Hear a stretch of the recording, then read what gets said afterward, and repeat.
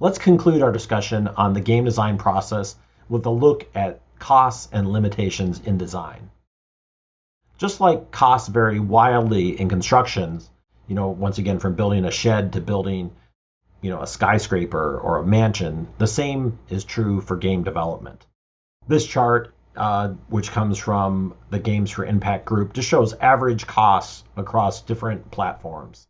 So you can get, an idea that, making a web-based game or a small mobile game is probably going to take a lot less money than creating a AAA, game for a modern console. Now, of course, you could have, a game for a console cost much less, but it probably wouldn't be of the AAA caliber. And of course, you could have a mobile game cost much more, to really amp up the scope and the quality of that game. So what drives cost? Different projects have different elements that drive the costs, but the typical line items on a budget are typically labor. Remember, games are made by people, and labor often is the biggest driver of cost on any game project.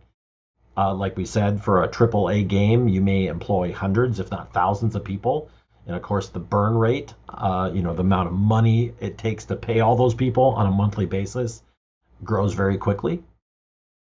Another driver of cost is technology. To make games, we often need a collection of hardware and software technology. We need the devices, we need the dev kits, we need, things to support that technology, perhaps servers, backups, motion capture, VR headsets, things like that. And all of those things, add up, of course. Depending on what we're making, there may be licensing costs for the intellectual property, based on maybe technology or the game engine that we're using, or it could be licensing of creative content. Maybe we're making a game based on some creative IP. Of course, there's also distribution costs. This used to be the cost to package up the game and ship it across the country and get it on the shelves. Currently today we mostly do digital distribution. So the distribution cost often is the cost that we're paying for the distribution channel, be it something like Steam or the App Store. Often there's something like a 70-30 split where the distribution channel is taking 30% of the cost. So if you sell a game for $10, they're taking $3 and you're getting $7 back. And then, of course, there's also the marketing costs. So how do we get people to know about your game and convert them into a customer of your game? Often, your marketing costs may be just as big as the development costs of the game. And, of course, there's also other overhead, other expenses in running a company. There may be rent, there may be utilities, there may be taxes, legal expenses, accounting expenses, supplies, furniture, business travel, et cetera, et cetera. All these things, of course, add up.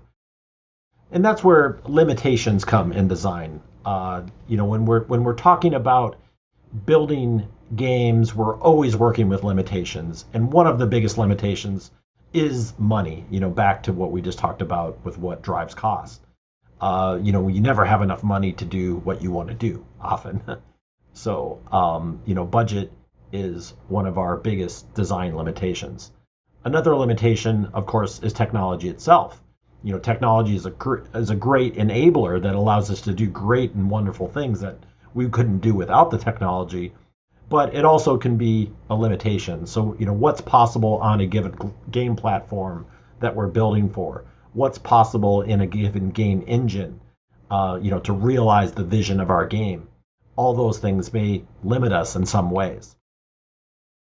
Of course, time is always a limitation. It takes time to build games. I'm sure you've heard the famous quote that time is more valuable than money. You can always get more money, but you can never get more time. That definitely is a true statement when it comes to game development. Another limitation in design is expertise. What is the expertise of the team? What is the skill level of the team? It's very difficult to make a game, and it takes knowledge and experience to succeed. You build your skills over time, of course. Any new project I take on, I try to take baby steps forward to expand my skills.